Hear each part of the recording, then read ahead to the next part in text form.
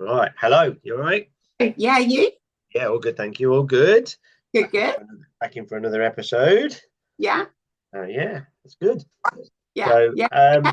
Doing all right? yeah, everything's right. But general look out the window like normal. We looked out the window. We just generally, that's our thing. Just look out the window. It's fine. Yeah, it's still sunny. We're still good. We'll take Life's any still good, yeah. sunshine for now. So that's good.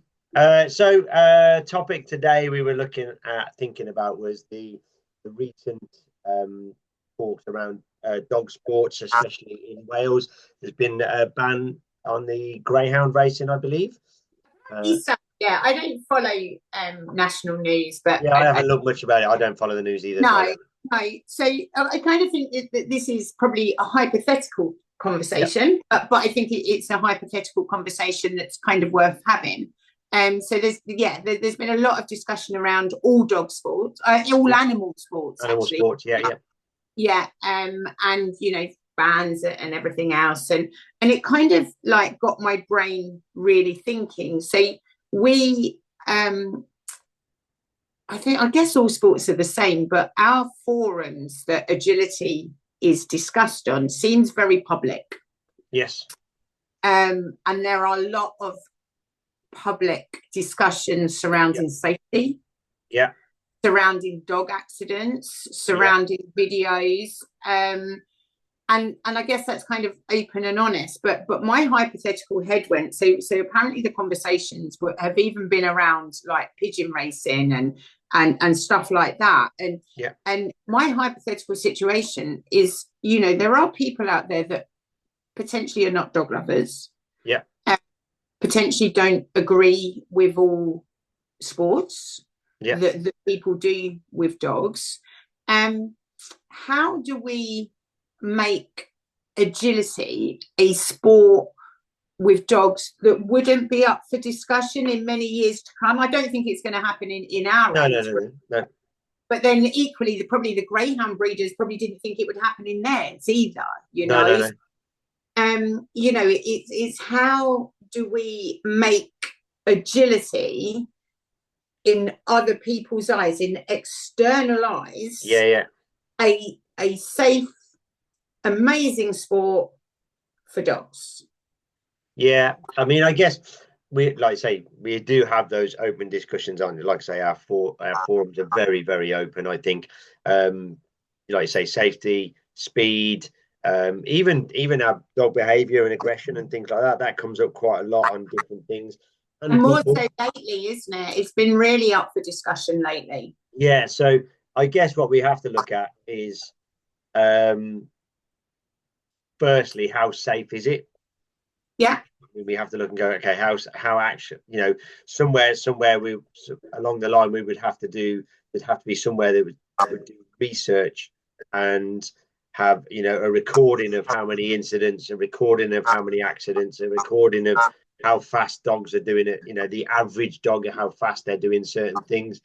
That all that information would have to be gathered, I think, at some point by somebody. How that And would be done.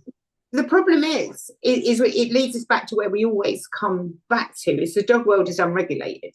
Yeah, Still, even after all these years, it's yeah, still unregulated. There is still, from a training perspective, so many governing bodies, yeah, that um, you're then looking at, I believe, bringing back dog licenses, yes, even outside the sports, which again is a whole other conversation. But yeah, but the thing that worries me, Stuart, and I really got thinking about this, is from a behaviour point of view, we know like scent work and not necessarily agility, but certainly scent work, gun dog work, that would be up for discussion. yeah, yeah, So many dogs are bred from working yeah. lines, and so many dogs benefit their behavior from doing these types of Yeah, activities, whether that's be competitively yeah, or yeah, just with the dog training club, that actually it would see, it'd be awful. It would be absolutely awful if suddenly up for discussion and if we might, the discussions may already be there. I don't have that knowledge. I really don't have that knowledge. So if anyone's listening and they do have the knowledge, I'd be really interested to hear it. These discussions are already happening, but it would be awful to take some of these activities. It would almost be like some dogs being back in COVID. And people as well. I think, for some of the people as well, there's a lot of, all these different things. So agility, scent training, hoopers, all of those things. They're also, a lifeline for a lot of people. Not just dogs, but for people. So if they did decide to go down that route of regulating it or banning it or whatever that is, and that could be a lot of people's, a lot of people and dogs' lives turned completely upside down. Yeah, exactly. And it kind of got me thinking that actually the world is changing, and for the longevity of animal sports or animal, I mean, we're not a sport, that's a whole other thing, isn't it? The longevity of it is someone somewhere, I don't know who, because people get too competitive against each other, but someone somewhere needs to go, hang on a minute, in 5 years' time, we could have a problem. How do we now, put those things in place that actually there's not a problem, because suddenly me and you would be out of a job. Fortunately, I've still got the training behaviour side of it, but if agility went, that's it, you're done. I mean, I don't, like you say, because it's so hard as a conversation, because it's hypothetical. It's not real, well, I say it's not real. It might be real. Somebody might be talking about it already. We don't know. And then you've got somebody like in the offices of power, as it was, that don't know anything about agility, but they're just going to put potentially put a blanket ban on everything without actually knowing what it is. Okay, so right, so you know nothing about agility, nothing about dogs, right? One, you're sitting there, I don't know, on a committee, and you Google dog accidents in agility. Okay, the videos of the dog walks, particularly, and everything else, and even the tire, and I know we've come a long way, and everything else, and there are people that are pushing to get the safety of the sport done correctly, which I think is fantastic. But all of those will come up on a Google search, just like that. You're sitting there and you go, hang on a minute, this dog's coming. Why is this safe? Why is this safe? But I suppose that is there, and that's what I go back to there, is there somewhere a committee or a board or something that has, or we should have a committee or a board that these incidents are taken. I mean, I know there's incident books and there's accident books and all the bits and pieces that go with it for Kennel Club and A-Fray and whatever, but where do they go, and how much investigation, how much? That someone was putting it together, weren't they? I did see something. I know the Kennel Club have theirs, and it has to be probably have somewhere theirs along the line. So we have, let's say you go to whatever show of the weekend, you have two dogs fall off the dog walk for whatever reason. It goes in the incident book, and somebody takes a look at the incident book. But what investigation happens after that? Yeah, and again, we've managed to bring it around to the dog walk, but it's not just about. Well, no, I mean, and okay, so a dog runs into a ring. You have two incidents here. Show a dog runs into a ring. One of the incidents, a dog gets attacked or attacks another dog.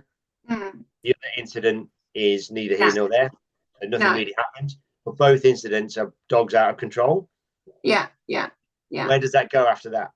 I don't know. And like goes I said, into a book. I know that, and he goes to an office somewhere. But it's just really got my brain. I like you work. I work with juniors, and they're a fit out, and we love agility, and it's given us such a good life, and all the memories and all the good things that come with it. It would be so sad. You think about greyhound breeders. I don't know. I don't know the ins and outs of greyhounds, why it's been banned, why anything, but lots of people have had to change their life. And it's the same as it, but it's the same with every sport, though, isn't it? It's like agility or. Yeah, and it just change. or fly ball or whatever those are. There's going to be like 2 or 3% that are an absolute nightmare, and they're bad breeders, they're bad, bad handlers, bad people, whatever. Yeah. Whereas the other 95% of us are, we all try our best, we do what we can. We're going to get potentially penalised because of other things. And I hate to think that it would happen, but it just really got. I guess at some point you'd have to have, if it was to be taken seriously, then you'd have to have somewhere. I'd like to know, I guess, trying to find somewhere central. The kennel club that might know, actually, or somebody somewhere in the know. Where do these incidents get recorded, and what are they doing with that information? Yeah, and I think there were independent studies done by equipment manufacturers, but I don't think, with the greatest of respect, that they're the right people to do it. No, maybe because I know they are, safety and everything is at, but also they have a business to run and they're trying to make money. Yeah, it's almost got to be like an independent study. Yeah. Maybe that independent study is already going, but it would kind of need to be a committee where someone was really passionate about it as well. Because if you have this independent person sitting there going like, well, they're always frigging moaning about this, they're always frigging moaning about that, they're always like, and you would sit there and go, agility, don't do it, sometimes. I mean sometimes I do sit back and go, if anybody's looking at this, you would never go into agility. No. If you listen to people, if you watch people, if you read people's comments, you'd be like, I'm not getting involved in any of that. No, I know. It's quite sad, really, isn't it? I guess there has to be somewhere we'd have to say, if that's the way forward, then you'd have to have a look. Somebody would have to take up like say an independent inquiry somewhere and just go, right, this is what we're going to do. We're going to research everything for however many years. And then, it would take years, I think. But who would fund it? Because the thing is most organisations that are out there from a trainer point of view, obviously people are really pushing for accreditation, but accreditation bodies are businesses. Yeah. So there's this whole argument, and I sit back on it. I allow my franchise trainers to as long as they're working with positive bodies. I allow them to take their own. I do my own screening process, which includes hands-on as well as academics. I don't provide academic material. However, these people will want to make money. They're businesses, So arguably, they are competition with each other. So I sit there sometimes thinking, do you join this one? Do you want to join that one? Do you want, and then that one's slated and then that one's not slated. So it almost needs to be a public funded body, but no one in the world are probably going to get like, oh, I can feel everyone crashing down. It's no way we'd get public funding for it. No, but I think that was the only way that you could do it, is you'd have to have a committee somewhere, and it would take years really to get all the information, so you'd have to have all the equipment that would have to be tested. But I wonder what led Wales to ban greyhounds. I might actually look into it a little bit closer. I'm doing this recording with you and I've not researched it at all, but I wonder what information they needed to bring a ban to greyhound racing. Yeah. I'm not saying it was right. I'm not saying it was wrong, because I don't know. But I wonder what information they had. I'm going to find out. Maybe one of our listeners can find out and stick a link. Yeah, if somebody's out there that they know any more information on it. Yeah, if they want to come in, if anybody knows any more about that and wants to discuss it further, we're happy to have. It would be lovely to have like guests on, about this, wouldn't it? Because they probably know more. And I just think we owe it to the future of the sport. We're not the future of the sport. We're the in now, aren't we? Yeah. I'm just about hanging on at 54. Yeah, I was going to say, but just at the other end of it, just about hanging on, being pushed out further and further. More years on me. But I yeah, can't imagine it'd be good. It would be good to get some. I think it'd be good to get somebody in or somebody that. on if they know, even if they want to just message us with some information and some links and stuff that we can go and have a look at as well. That Yeah, would be interesting, isn't it? really interesting to see. But yeah, I guess Stuart leads up the committee. I just think that the only way that we could ever, if you wanted to think about it in reality and move forward, you would have to have a committee of some sort, and Yeah, the research would have to be, it would go on for years. I don't know. I don't know. I But then think they seem to be able to. I mean, the government seems to be able to yeah. put a So ban in for whatever reason without any, changing the subject completely, Stuart, right? We're having a roundabout built locally, okay? And I was reading an article on social media, and the council can't do it without the agreement of selling the land, okay? So there's farmland next door. So during that article, the government can actually force them to sell the land to the council. Yeah. I didn't know that. No. So why can't they just force us to do? Do you know what I mean? So Yeah. I'm completely off piste.